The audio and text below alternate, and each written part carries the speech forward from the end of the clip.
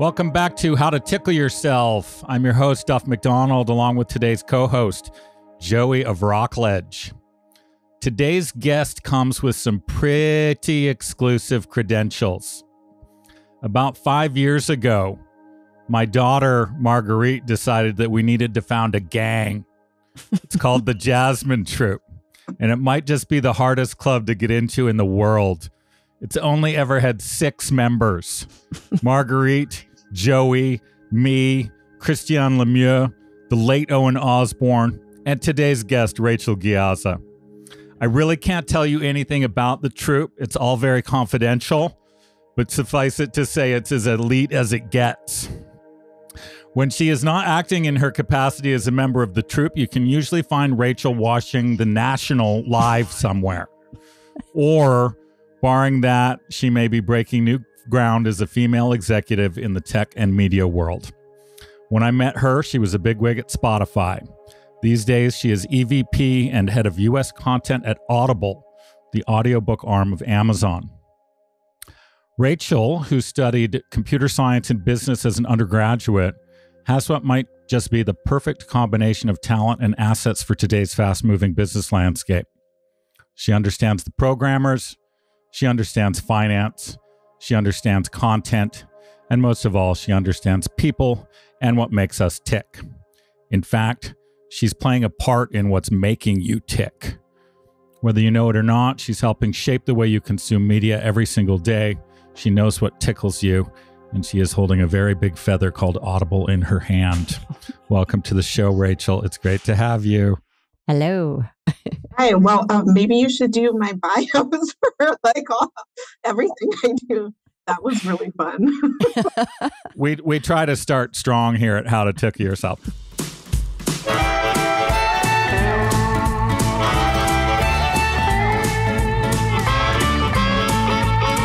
At the present moment, traveling town to town, the mystery of the motion, right here, right now. Right here, right now. Whoa, right here, right now.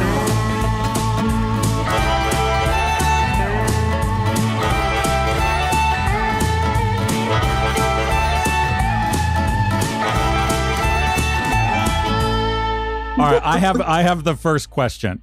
From your perch at Audible, you have one of the clearest and largest windows into what people listen to online. In short, what are people listening to?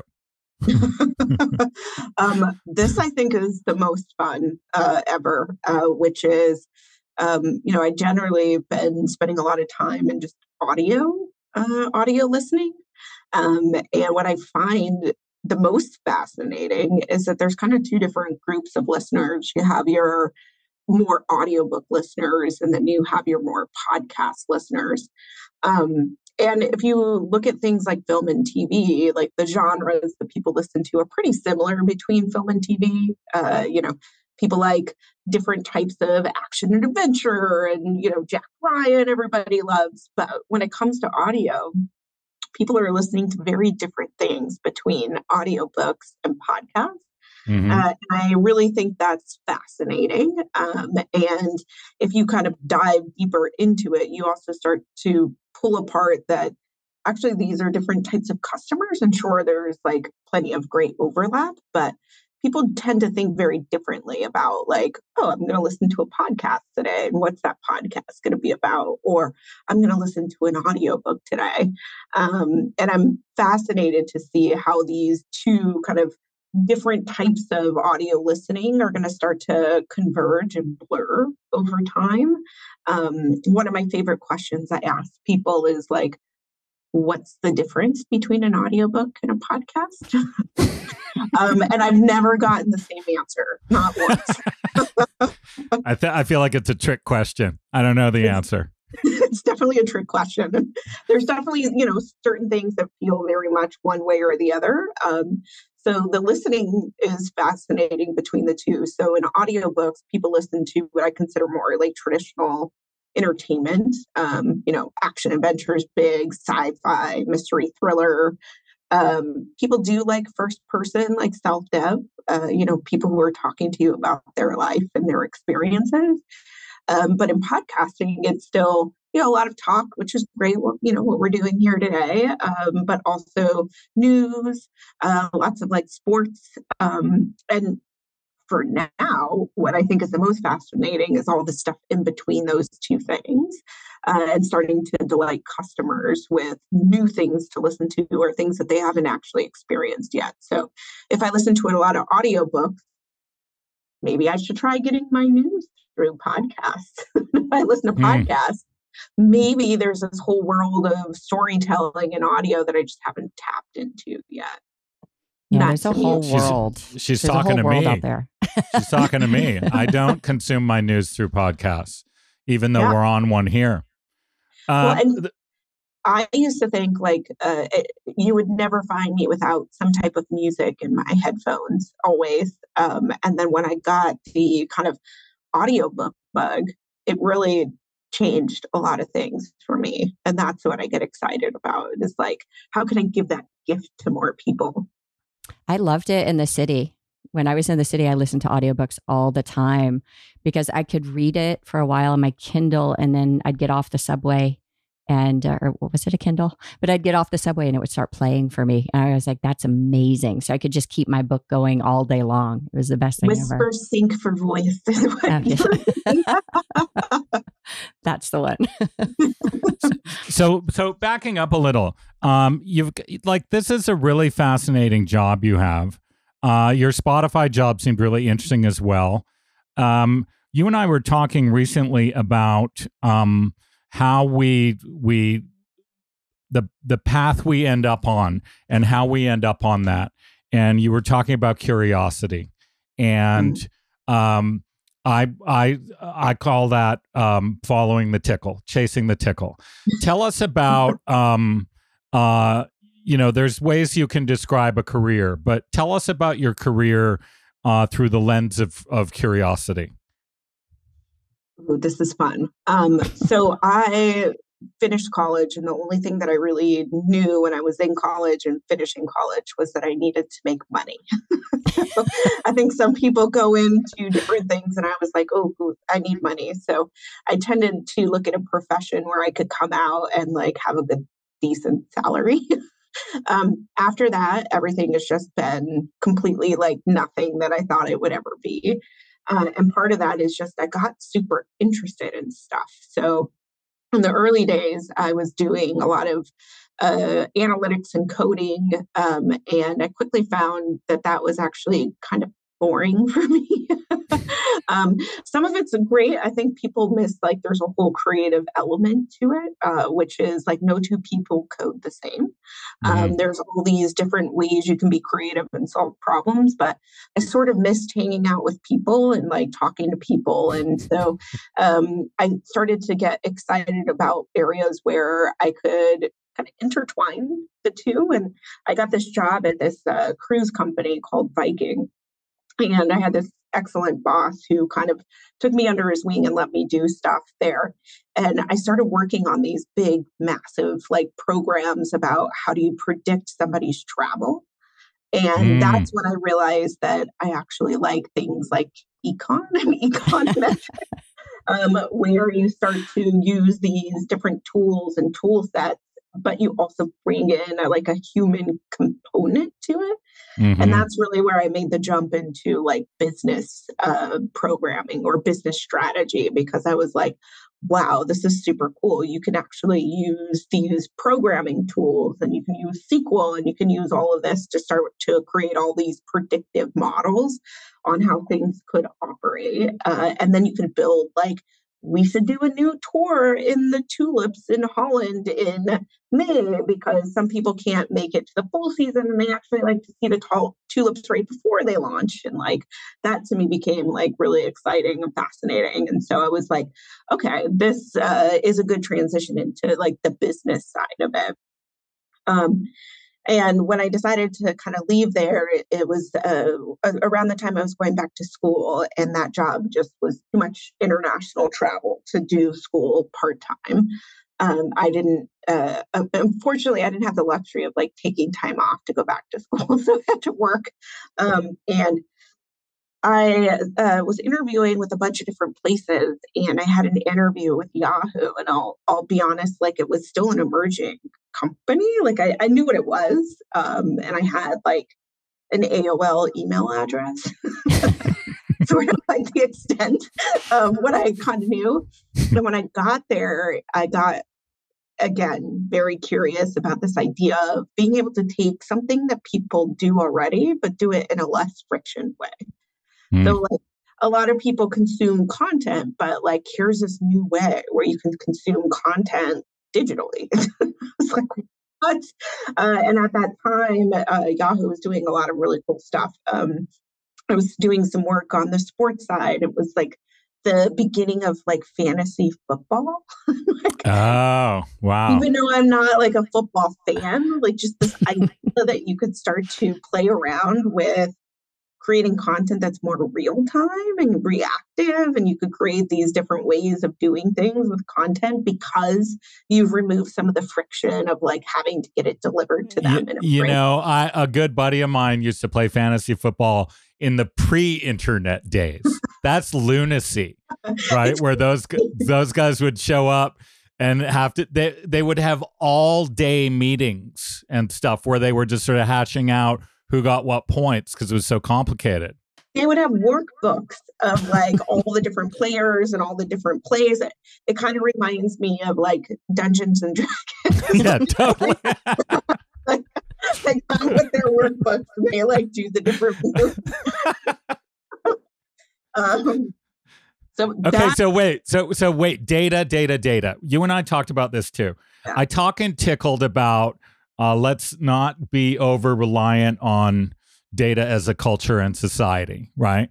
But then you have constantly told me that one of the great things about having a good look and window into data is the weird abnormalities that come up. So you can use data for good and interesting ways.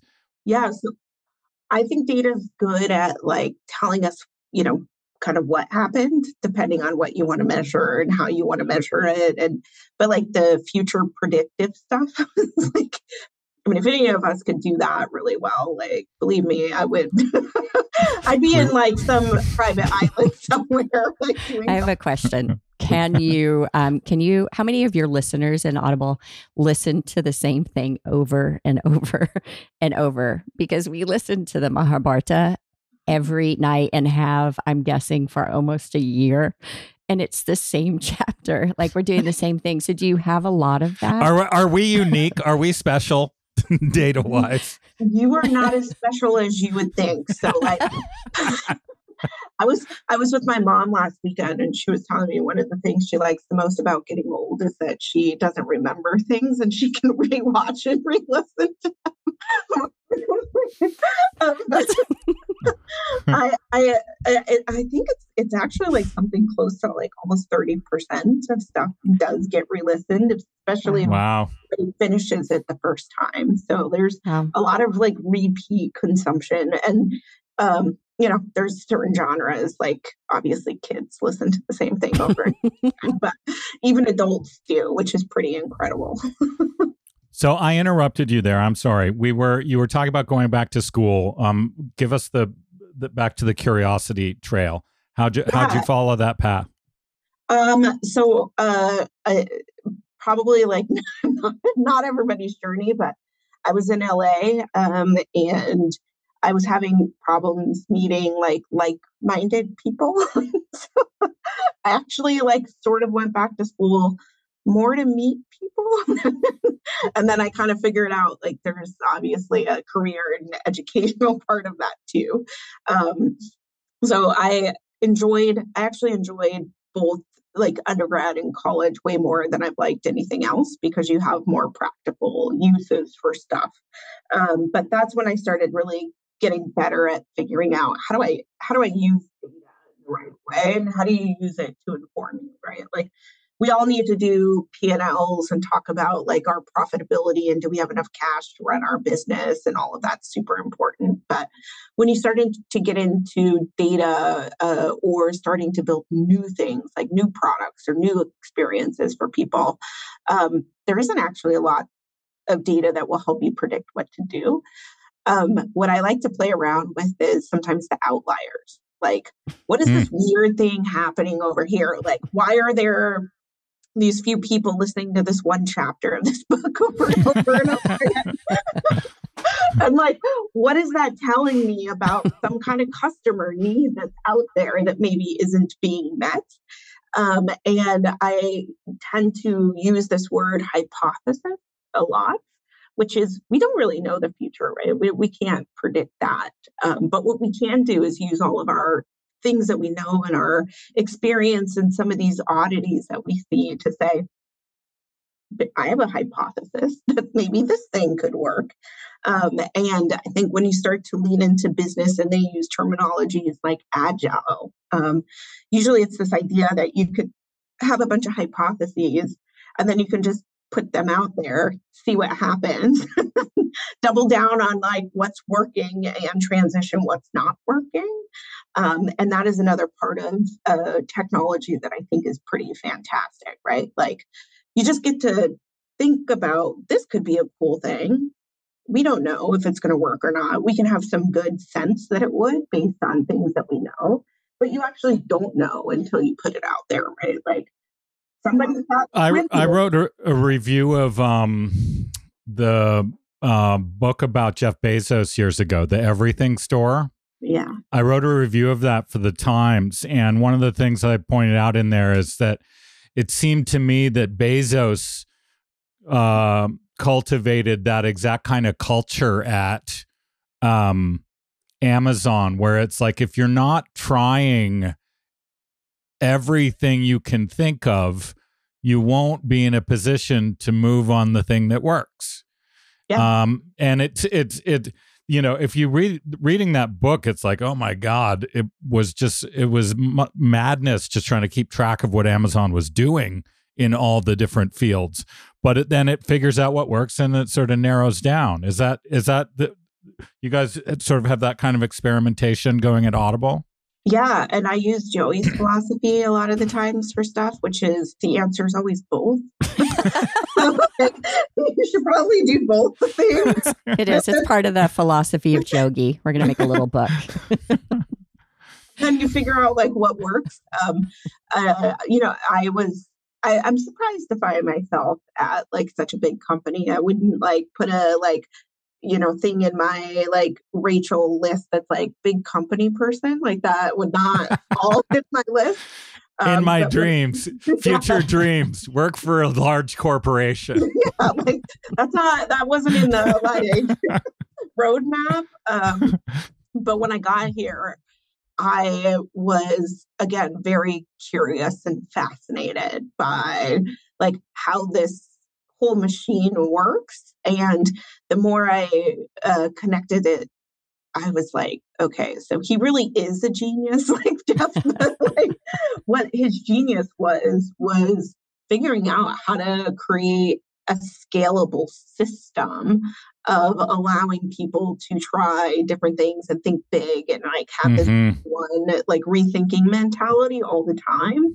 And to like scale something like that this big, I think there was something just kind of really interesting and fascinating about that. And like the more I understand it and the more I connect to it, I'm just like curiously excited about like, wow, this was like an incredible and I don't know how much like real intent he had, right? Like it's not like he was like this like socialist that was like, I can figure out how to build this company and get all of these big things. I think he just found a system that really scaled super well. And then we've been able to actually maintain like the core of that, which is around, following curiosity and trying different things. And I talk about like when I was at Yahoo and I was moving away from working on some of the content stuff, I started working on the ad side of the business. And a lot of people are like, huh? But this was like in the beginning of like ad networks.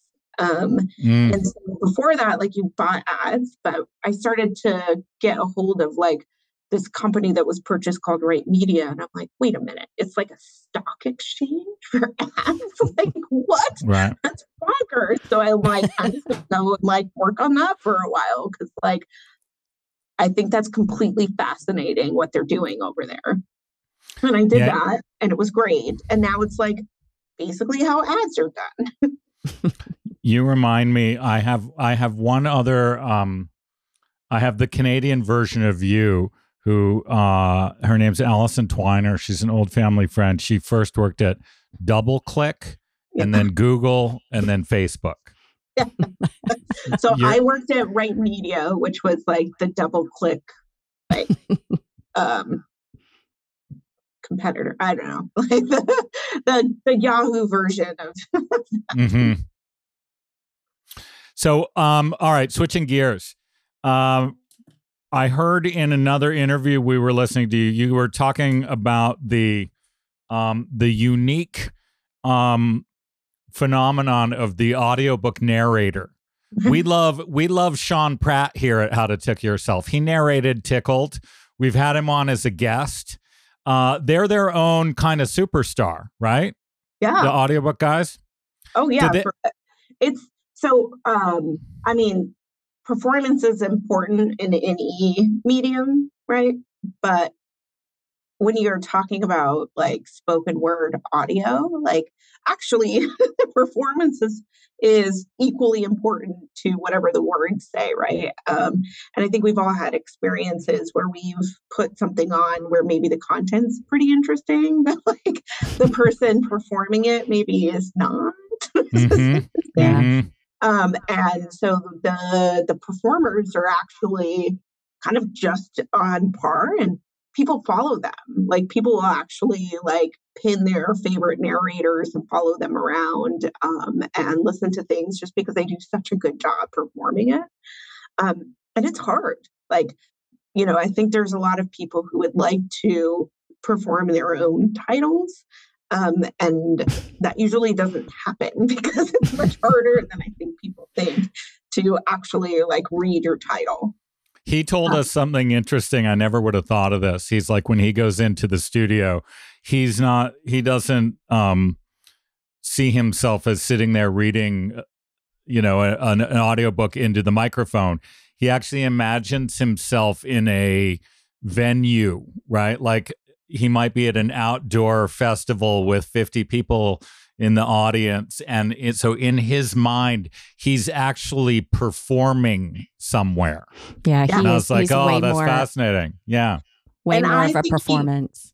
Did such a great job. But at the same time, just because I know you so well, like had I been in the editing booth, I would have been like, okay, I think you need to like, wow. Yeah, but let's not split hairs here. He did a great job. We love you, Sean Pratt. Great job. He's a pro. He's a real pro. Like if you can actually, I mean, I encourage people, if you haven't actually started to listening to content based on your favorite narrator, you're really missing out. So you also mentioned in this interview, you know, you're talking about different opportunities in audio, and you acknowledge, you're like, look, this is not a new art form. And when you said that, it jumped out at me. I think the peak of audio performance was in the 1950s in like old time radio. We listen to, when we're not listening to the Mahabharata, we listen to suspense, old time radio. The way those guys managed to evoke, like one of my favorite ones, I can't remember the title of it, but it's like a 12-person dinner party. And they've got all the sounds of the party, but you somehow can follow it as if you were watching it. What is who are the creators, whether it's production companies or genres, like who's doing like the coolest soundscape stuff now? So this is good. So there's I think a bunch of different ways you can approach it. But there's a lot of people who have had careers in music first. And so one of my favorite partner companies is this company Tree4. And we have a big project with them, Moriarty, which is the story of Moriarty. If you haven't listened to that one, it's one of my favorites. But one of their main sound guys is actually like a recorded musician, has like very well selling albums out, and it's incredible. And you start to see people who have like professions in like television soundscape start to really lean in. And so there's a number of them, but at the top of my list are people like Tree4. There's another company we work with called Fresh Produce. Again, run by like a former like musician, like Grammy award-winning musician, who's now kind of applying that art. I think the trick is, though, it can become overwhelming really, really fast. And so I think when people first start thinking about like the soundscape, like a lot of the early stuff is almost like overdone. For sure. This is what I think some of the historical shows had done really well, which is like, how do you add the sound effect so it feels right, but isn't like distracting? Right. Oh, no, totally. It needs to be very subtle. Like you can't actually go and record the scene in the cafeteria, like the real cafeteria, because it won't work. It needs to sound like a cafeteria. Yeah, and if you're like on a walk outside and it's just like a super loud chirping bird, like it's not, like not going to actually add to the story. So getting that right. But we just launched, I think I should probably remember the number, but somewhere around 50 Dolby Atmos titles. And one of them is The Little Mermaid. And so probably not like my personal like first click genre, but like it is so shockingly amazing. Like I can't get enough of it. I actually finished it and then started listening again. And I'm listening in Dolby Atmos, which is like another level, like next level. And I did it in my like headphones, and then I actually put it on my system at home. And you start going to bed by it. Rachel, we listen to the Mahabharata. She listens to the Little Mermaid going to sleep. Well, we actually have a bunch of them are actually sleep arts. A lot of our sleep content we put into Dolby Atmos, and it just creates like this. It's just an incredibly satisfying experience of listening. Here's something just occurred to me. Like, I assume Harry Potter's huge just because Harry Potter's huge, but are the biggest listens also the best print in general? Are they the biggest print bestsellers as well, or is it something different? Well, my favorite is that more frequently now, audio will outsell print for like the right titles. And there's, I think there's some things that just naturally make more sense to read. And then there's some stuff that just like naturally, I think sounds better, right? Like the last, I think, behemoth title that came out was Prince Harry's Despair. And audio outperformed print. Did he narrate that? Oh, he did. And okay. Actually, he's so it comes with the British narrator. Accent too, right? He's a fantastic narrator. But if you think about like you're going to consume that content, like, yeah, don't you want to hear him do it? So again, not everybody's a good narrator or like adds to the story per se, but like he was very good narrator. Like if you're going to listen to it, like, wouldn't you rather consume it hearing his voice? Right. It's like the Matthew McConaughey thing. That one is just a... It makes me so happy. I'm like, how much stuff would like Matthew McConaughey narrate? I would like to try him on like a bunch of different genres and stuff. See how it goes. he just adds something to it that's incredible. Right? He'd be great with kids' books for sure out of the gate. Imagine him doing a cookbook. Just a splash of, I just like he can do no wrong in narration world. I agree. He can do no wrong. All right. So give Joey admitted we listened to this one thing over and over again. Our Audible account is going to be, we'll have paid for, 20 years of it and we'll have listened to one book. What is the weirdest stat that comes to mind right now that has surfaced in your job in terms of what the reading public listens to or how they listen? I think the biggest surprise for me just coming in was romance. Mm. And for a while we had like a romance offering, and voracious, absolutely voracious, like just so much listening that it's like we can't produce content fast enough. Wow. And again, like there's some really like well-known romance narrators. It's like the Fabio, but there's a lot of romance listening. And I'm assuming people read a lot of romance books too, but I was quite surprised that that's like such like, number one or two genre is romance. No, I never would have called that. No. And when I start to kind of unpack the numbers, it's even more interesting because like, we have like steaminess ratings.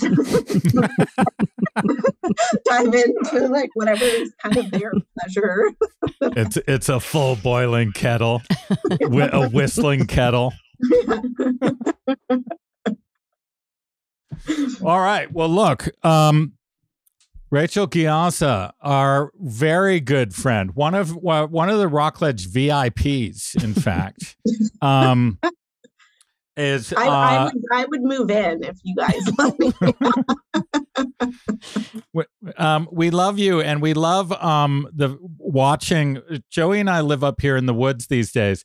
You are one of we watch corporate action via Rachel Ghiazza. It's like what's going on these days. I noticed that in the last time you and I talked, and also in one of your interviews, that you mentioned a bunch how Don Katz, your founder, created what you consider probably one of the most I hate to use the word, but I'm going to anyway, authentic cultures that you've worked for.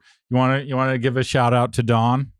Yeah. So I'll start by saying I think when I look back at when I like finally hang up my hat on stuff, which I hope is not too far away, I will say that being able to work close with Don was probably the very top of my highlight list, in that he just thinks about the world in such an incredible way, but then like does stuff with that thought, meaning like he's fearless, like he has these great ideas and then he's fearless and passionate about getting it done. And when he founded Audible, obviously the idea of what Audible was in many ways was like way ahead of its time, right? Like in the beginning, like we actually had to create a device for listening because like there were no iPads or there were iPods or whatever. So like way ahead of his time there too. But when he thought about the type of company that he wanted to create, he was very mission driven, that this company should be about more than what we do. And so much so that he headquartered the company in Newark, New Jersey. And a big part of the reason we're here is that we give back to the communities that we serve. And Newark is just extremely rich in culture. Like all of our conference rooms are named after like people from Newark who've done massive things. And when you walk around the space, you're just like, that person's from Newark? Like, how could this one like section of the country just like mass produce so much creativity? But the truth was, if you were a creative type of person, you kind of had to leave Newark to do creative endeavors, right? You end up in New York or LA. So how could you actually help revitalize Newark and give space for creative people to be able to work and live here in Newark? And like that principle has like grown and evolved into so many amazing programs. I of course have worked at all the different types of companies who have like community service day and maybe some charitable endeavors. I'd never experienced a company that lived and breathed. So like we have a program for Newark high school students where we do paid internships, which if I could have had that in high school, it's almost an oxymoron, right? The paid internship. Yeah, what is that for a high schooler? Right. And then we support and give some stipend if they go to college, give them jobs when they come back. And like, you'll run into senior people in the company that actually came through that program like a decade ago. So these aren't things that just like materialized over the last few years where it became kind of more, aware. These are just things that the company's done. We work with places like the Covenant House here and help people like return to work after they've, experienced homelessness or hard times. And you'll run into people who came through that program and now hold very senior jobs in the company. And so it's just incredible to think about the fact that like this is how the company was founded and the principles that we've been doing since like the last 25 years as a company. And it's so part of our DNA that we barely we focus on it. Obviously it's part of everything we do, but like it's not something that we like have that once a year meeting, like, what are we going to do for the community this year?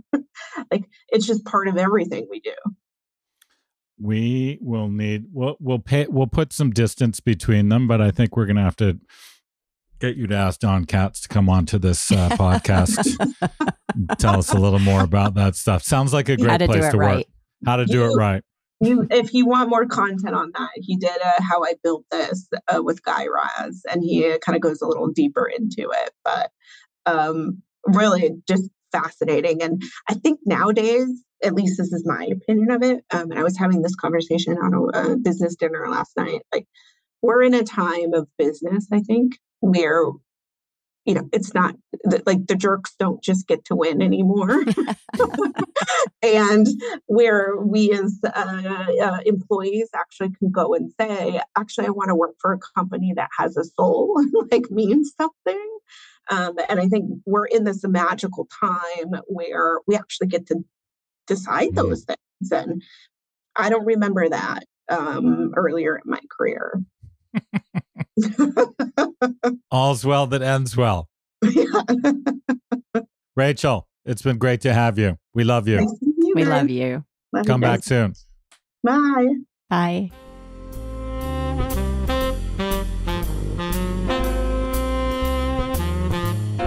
So that's Rachel Ghiazza, a friend of Rockledge, founding member of the Jasmine Troupe, corporate big wheel, and we didn't actually talk about it there because I'm not sure there was anything for me to ask her about. But I'm in the process of recording a piece for Audible myself that's coming out shortly, so that's exciting. Yeah, wow. She lives a different life than the Rockledge life, that's for sure. Well, I mean, we're the weekend spot. But yeah. So my other friend Allison Twiner, seemed to always be at the spot of the moment. Rachel has she's got a hot hand. She tends to land in interesting places, right? Yahoo, Viacom, Spotify, Audible. It's right. She is following her Tickle quite consistently. It's quite amazing. She's a little powerhouse. Yeah, I like listening to her stories of it's not really corporate intrigue, but just how offices work, because I haven't been in office for years, and she always tells us what the current stuff going on is. It's the way I keep it one hand in the corporate world, right? Yeah, she thrives on it. She loves it. Like she loves all of it. It's if I have to sit at my desk for more than a few minutes, I kind of lose my mind. So you have a desk? I do. It's more of a catch-all. Because again, it looks like you're sitting in a bar or something. This is the soon-to-be kombucha bar. There's a design in mind for it. It's going to be a kombucha tasting area. I see also some plants in the background there. It looks fairly snazzy. That's my little fern ambiance. Yeah. That's your fern, Mr. or Miss Ambiance? Yeah, neither, just ambiance. Just like Prince was Prince, just ambiance. All right, so I've got the plant formerly known as Ambiance. All right, so I've got one for you. I came across this morning, and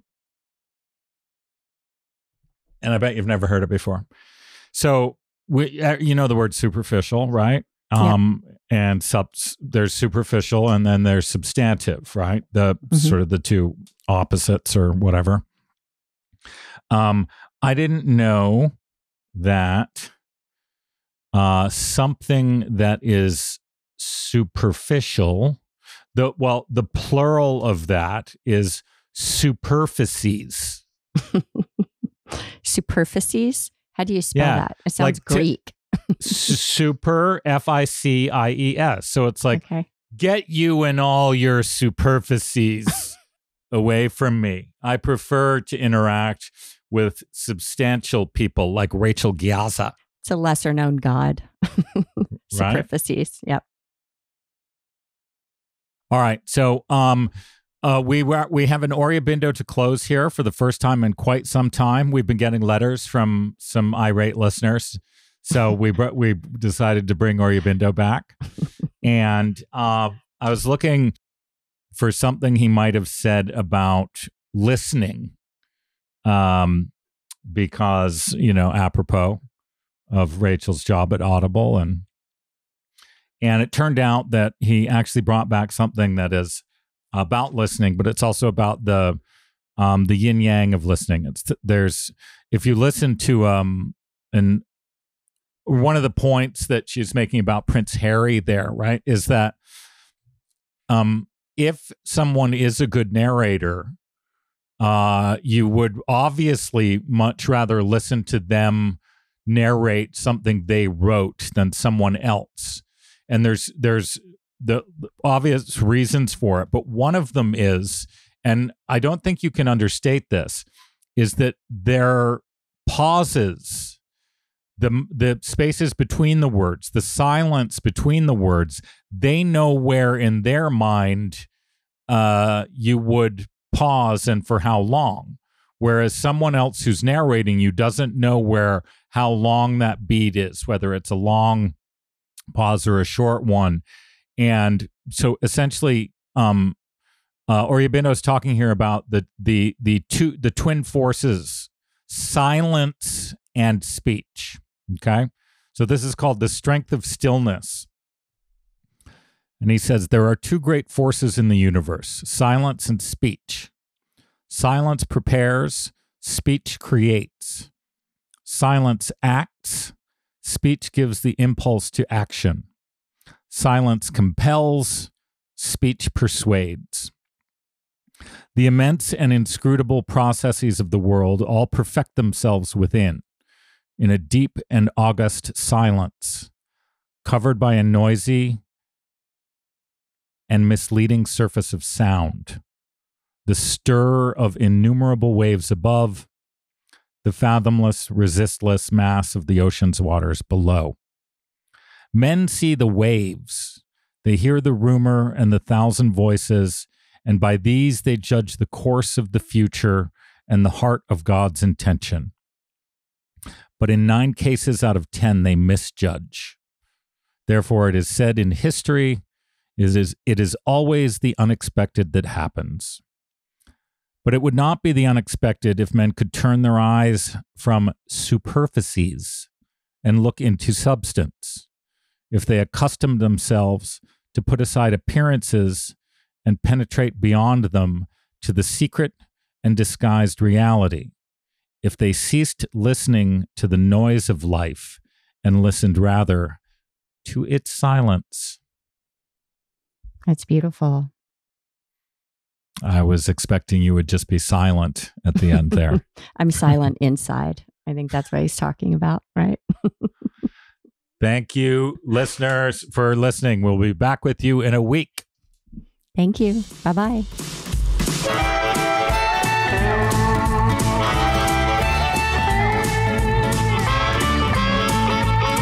After present moment, traveling town to town, the mystery of the motion, right here, right now, right here, right now, whoa, right here, right now.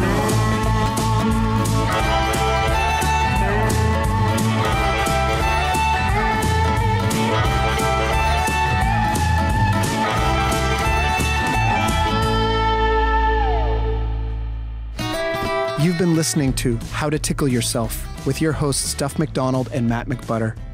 You can help us by liking, subscribing, and sharing this podcast with others.